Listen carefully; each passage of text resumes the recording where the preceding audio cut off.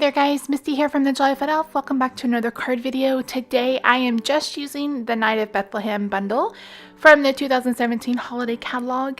So I'm going to be using the Cityscape, I'm going to be using the Shepherd, Mary and Joseph in the Heart.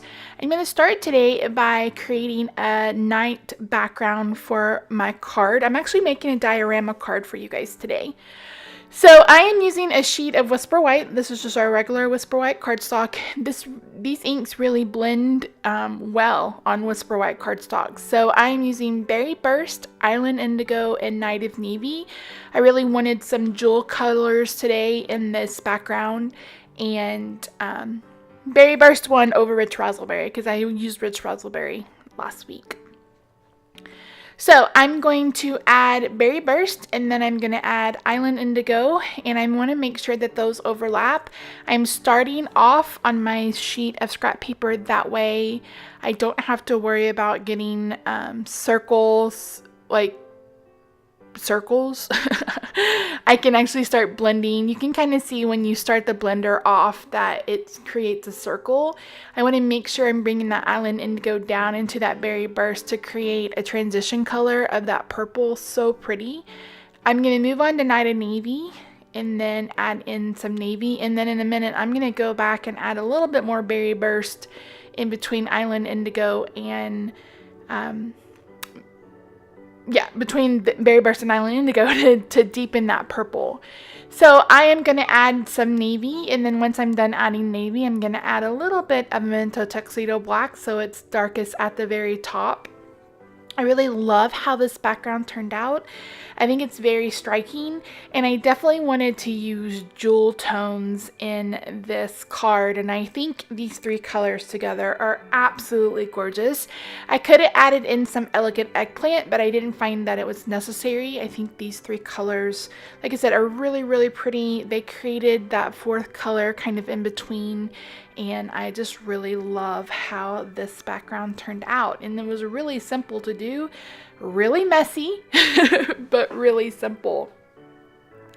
So here you see me adding a little bit more of that Berry Burst, and then I'm going to bring in some black. I could have also used the basic black, but the Memento was just right there, and Memento dries a bit quicker than the basic black does, and I didn't want a deep black. I just wanted the very tiniest hint of this. I wanted it to look like, you know, the night sky was starting, and I love how this background turned out.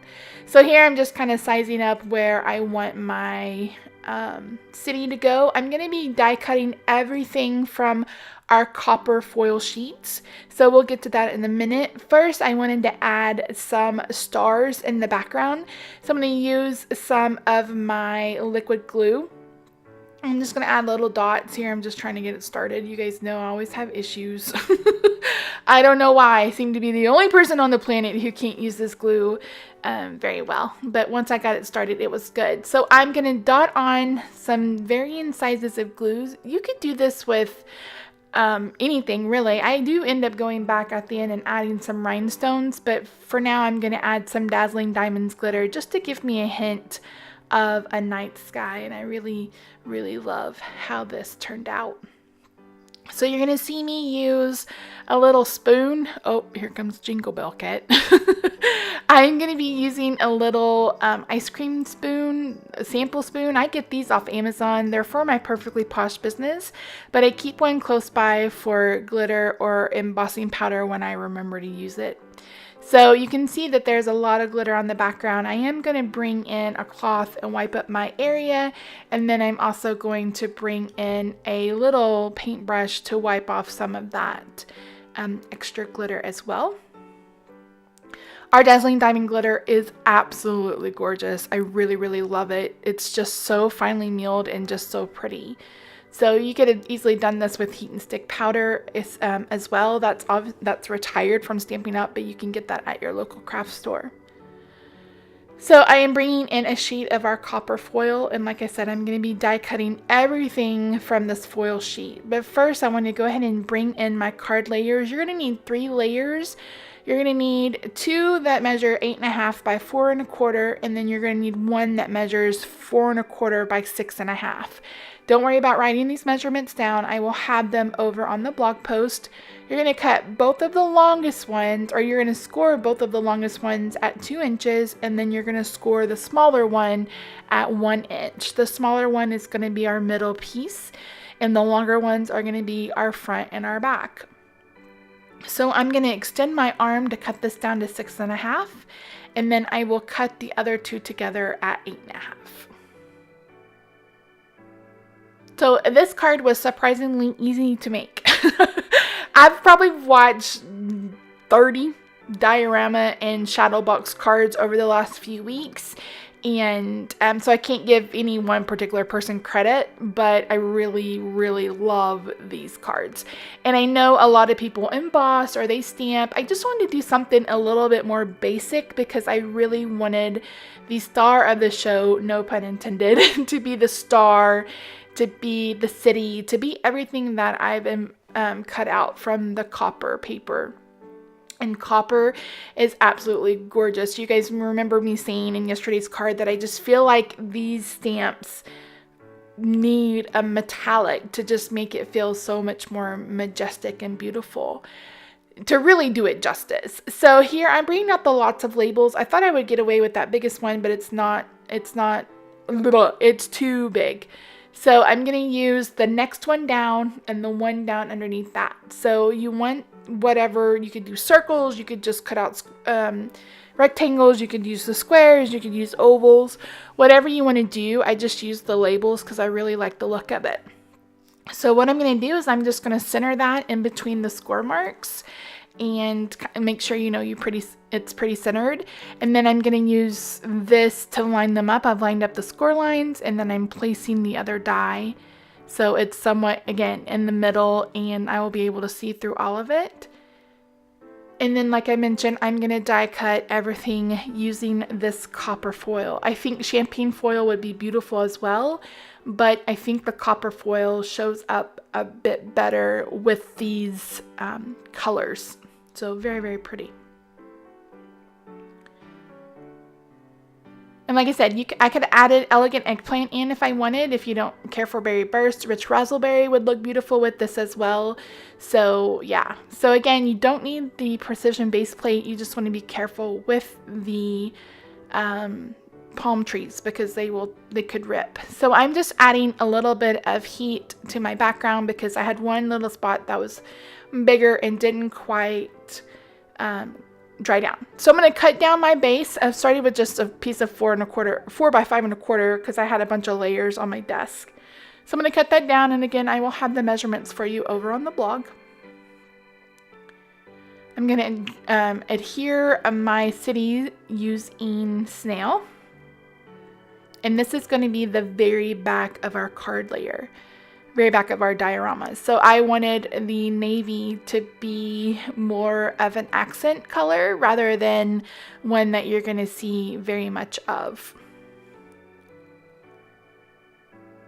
I'm going to trim that off, and then I'm going to add the other layer in front of that with some dimensional adhesive. And I poked out the windows on the back side, but I left them in on this front side because I wanted to be able to kind of, what's the one I'm looking for? I didn't want it to like go all the way through. I wanted it to look like, it was just there. I didn't want it to, be a huge distraction. I don't think that's the right word, but I know what I mean. I think you guys probably know what I mean too. So I'm just going to remove the backing on all of these dimensionals, and then I'm going to adhere this to the card layer, and then we'll get that layer adhered using some snail adhesive. And you'll see me use my scissors, I think, to kind of push down a couple of the dimensionals. They are just a little bit poking out, which is not that big a deal. And of course I put it on crooked, so I had to pull it off and put it back on. I mean, it's not a huge deal, but I just wanted to make sure that you couldn't see any of them because I didn't want anything to detract from this gorgeous copper. Hopefully this is the last card this week with the voiceover. Like I mentioned, I was filming all day Monday and Rob was trying to get some stuff done around the house. So I told him that I would just film and then do a voiceover so we didn't have to try to work around each other. So I'm going to add some snail and add this to the back of the card. And then we're going to start adding our other layers. So this is how this is going to go together. I'm going to add some snail on the side of that, both of those. This, looking back, you would probably want to use something a little heavier, especially if this card is going to go far in the mail. This will fold down and you can put it in an envelope. It won't fit in a standard envelope, a standard A2. You would need like an A7, which holds like a 5x7 card, which you can get those no problem. So you may want to use tear and tape, or you may want to use fast fuse, or even liquid glue. Like I said, I just went ahead and used snail. So this is going to wrap around the back. That way our seams are in the back. This is the berry burst layer and it's going to be on the front.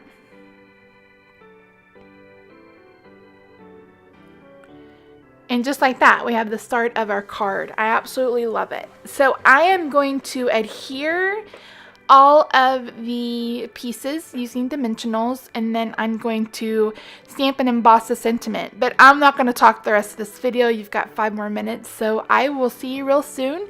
Make sure you check out the links down below and enjoy the music.